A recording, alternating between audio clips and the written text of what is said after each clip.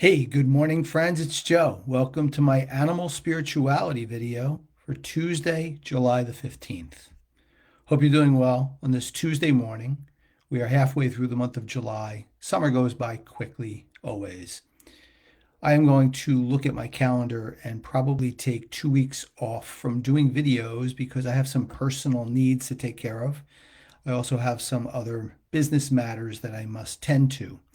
Probably going to be in early August, and I will certainly let you know the dates once I finalize them, which should be soon.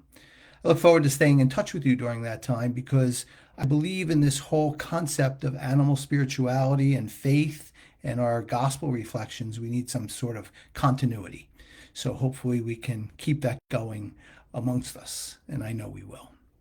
With that, let me speak to you today about a very important concept of spirituality that probably oftentimes gets overlooked.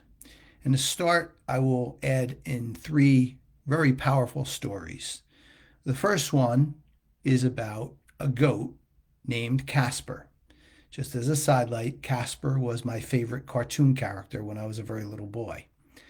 Casper does not have use of his back legs. It's very difficult for Casper to get around. But Casper does it, and he does it quite effectively. I've watched him. He lives in a sanctuary called All Friends Animal Sanctuary in Las Vegas. I've been there many times.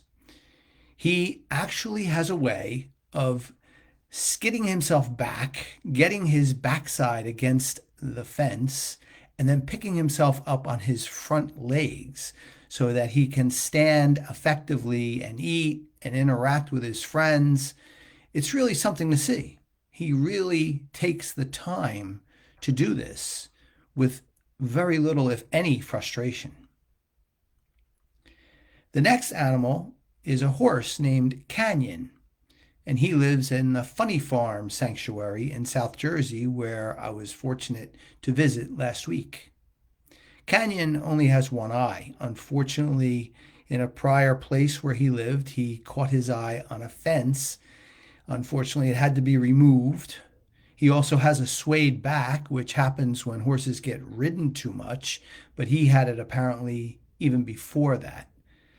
However, Canyon is probably the most gentle, most amazing horse there. And I say that because his presence is very powerful. When he comes up to you, he has this presence about him that you would never know that he has been through what he has been through. And then there's Cammy. And Cammy is a camel, and I only know Cammy through social media. And this is a little difficult to hear, but it's the truth. Camels are treated very badly in places of the world. They are used as work animals, and if they don't work well enough or fast enough, they chop off their legs. And that's what they did to Cammy. They chopped off her front leg when she was only just a baby. However, some very great people, compassionate and loving people, have taken care of Cammy ever since. And just recently, they fitted her with a prosthetic, and she is now walking. And it's really emotional to watch. But what was even more emotional was her journey to the point with this tragedy happened to where she is now. You could just see a peace about her, even in some difficult times. I share these three stories with you because a very important concept of spirituality is patience. Patience. These three animals have shown me how important patience is when we are working through something. Now, typically, when we have a tragedy in our life, whatever it might be, we do one of two things, and I've done it myself. We either dig in our heels, like, okay, this is where I'm at for the rest of my life, or we feel we need to run 1,000 miles in 2 seconds. Neither is practical.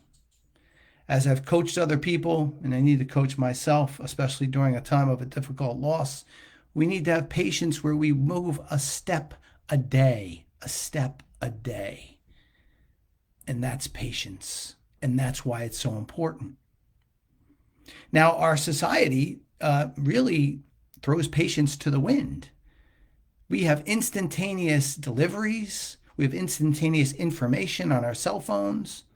This morning I was having a little peanut butter with my toast, and my wife informed me that there's now a special spoon that you reach to the bottom of the peanut butter jar, that instead of fighting with a knife, everything's geared towards not having patience.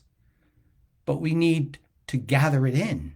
We need to have patience even on the small things of life so that we are equipped just like Casper, just like Canyon, and just like Cammy. And then we see that we can move forward. And of course, we have to have some wind at our backs, right?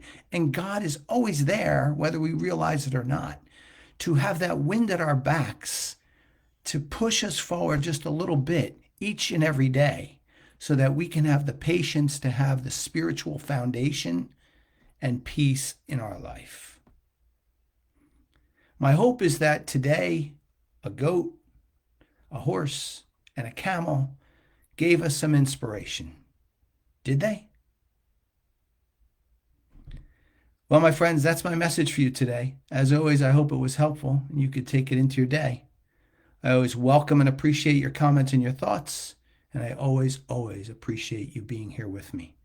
I want to wish you and your loved ones a very blessed Tuesday, and I look forward to seeing you back here probably on Thursday with a scripture reflection. Until then, take good care.